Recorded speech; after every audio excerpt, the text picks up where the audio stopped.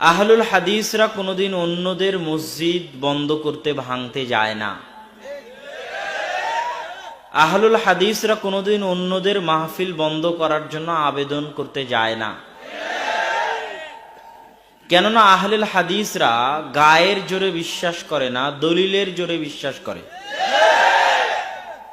বাহু শক্তি, পেশি শক্তি দিয়ে কিছু সময় দমিয়ে রাখা যেতে পারে, কিন্তু সত্যকে ছাই চাপা দিয়ে রাখা যাবে না। সত্য একদিন প্রকাশ পাবেই ইনশাআল্লাহ, এবং সত্য একদিন বিজয়ী হবেই ইনশাআল্লাহ। এটাই পৃথিবী পরিচালনায় আল্লাহ সুবহানাহু তাআলার নীতি। যে সমস্ত ভাইয়েরা এই প্রোগ্রাম বন্ধের জন্য চেষ্টা করেছেন, এই প্রোগ্রামে বাধা দিতে গেছেন, আমরা তাদের জন্য আল্লাহর দরবারে দোয়া করি, আল্লাহ যেন তাদেরকে হেদায়েত দান করেন, আমিন। আর কেউ যদি এটা বলে থাকে, যেটা আমি এই প্রোগ্রামে আসার আগে শুনেছি, যে এতজন বক্তার লিস্ট আছে, তার মধ্যে দ্বিতীয় নম্বরে আব্দুর রাজ্জাক বিন ইউসুফের নাম আছে, তাকে চাঁদপুর জেলায় প্রবেশ করতে দেওয়া যাবে না। এমনকি এই প্রোগ্রামের অনুমতি তখন পাওয়া গেছে যখন এখানকার ওসি বা এসআই কল দিয়ে, রাজশাহীতে কল দিয়ে নিশ্চিত হয়েছে যে আব্দুর রাজ্জাক বিন ইউসুফ এই প্রোগ্রামে আসবেন না, তখন তারা এই প্রোগ্রামের প্যান্ডেল এগুলো করতে দিয়েছে। তো এটা এতটা দুঃখজনক, এটার পিছনে তারা যে কারণটা উল্লেখ করেছে, যে আহলুল হাদিস বা আহলুল হাদিসদের বক্তাদেরকে জঙ্গিবাদী, রাষ্ট্রবিরোধী প্রমাণ করার একটা মিথ্যা চক্রান্ত। আহলুল হাদিসরা তাদের আকীদা রাষ্ট্রের ক্ষেত্রে, খারিজি জঙ্গিদের ক্ষেত্রে স্পষ্ট পরিষ্কার। এটা আজকের নতুন কথা নয়। আহলুল হাদিসরা কোনো সময় বিশ্বাস করে না যে কবিরা গুনাহের কারণে কেউ কাফের হয়ে যায়। আহলুল হাদিসরা কোনো সময় প্রতিষ্ঠিত ফাসিক রাষ্ট্রের বিরুদ্ধে বিদ্রোহ করা, তার বিরুদ্ধে অস্ত্র উত্তোলন করায় বিশ্বাস করে না। আহলুল হাদিসরা বিশ্বাস করে দাওয়াতে, এবং দাওয়াত দিয়েই পরিবর্তন সম্ভব, দাওয়াত দিয়েই বিপ্লব সম্ভব, এতে কোনো সন্দেহ নাই। শুধু তাই নয়, আমি আমার বহু বক্তব্যে বলেছি যে সরকার যদি চায় যে এদেশ থেকে জঙ্গিবাদ উৎখাত করবে, তো জঙ্গিবাদীদের জোরপূর্বক বন্ধ সরকার করতে পারবে, কিন্তু তাদের আকীদাগত সংশোধন, মেধা ও বিশ্বাসগত সংশোধন এদেশের মাটিতে একমাত্র করার ক্ষমতা রাখে আহলে হাদিসরাই। আহলে হাদিস আলেম ওলামারই সেই জ্ঞান গরিমা আছে, সেই যুক্তি, সেই বুদ্ধি আছে, সেই দলিল আছে, যেটা সরকার যদি ব্যবহার করতে চায়, তো আমরা বাংলাদেশ থেকে জঙ্গিকে নির্মূল করে দেখাবো ইনশাআল্লাহ। সুতরাং চাঁদপুর জেলার প্রশাসন, চাঁদপুর জেলার দায়িত্বশীল ওসি, এসপি, রাজনৈতিক নেতৃবৃন্দ, সকলের কাছে আমাদের আন্তরিক আহ্বান থাকবে, আন্তরিক আবেদন থাকবে, যে আপনারা মানুষের কান কথায় বিশ্বাস করে, মানুষের সামান্য অভিযোগে বিশ্বাস করে কোরআন এবং সহিহ হাদিসের এই মাহফিলগুলো নষ্ট করবেন না। এই একটা মাহফিল আয়োজনের পিছনে হাজারো যুবকের পরিশ্রম আছে, তাদের চোখের পানি আছে, তারা এই প্রোগ্রাম আয়োজন করার আনন্দে তাদের চোখে পানি আছে, এবং না পাওয়ার কষ্টেরও পানির মিশ্রণ আছে, তাদের অর্থের ব্যয় আছে, তাদের সকাল সন্ধ্যার দৌড় ঝাঁপ আছে। এগুলোর পিছনে তাদের কোনো ব্যক্তিগত স্বার্থ নাই।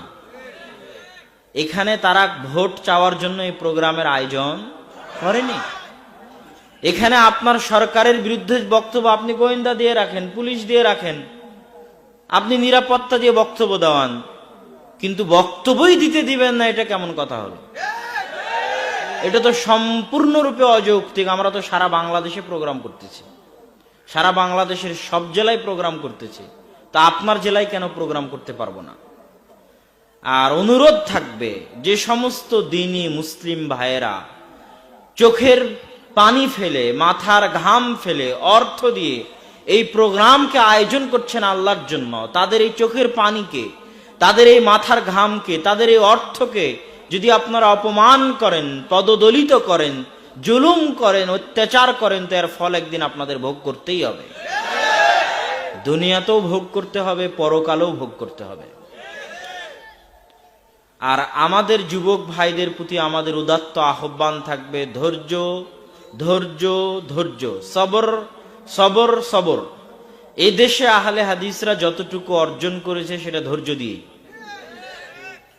চিটাগাঙে আব্দুর রাজ্জাক বিন ইউসুফের কোনোদিন জুমার খুতবাও হয়নি, প্রোগ্রামও হয়নি।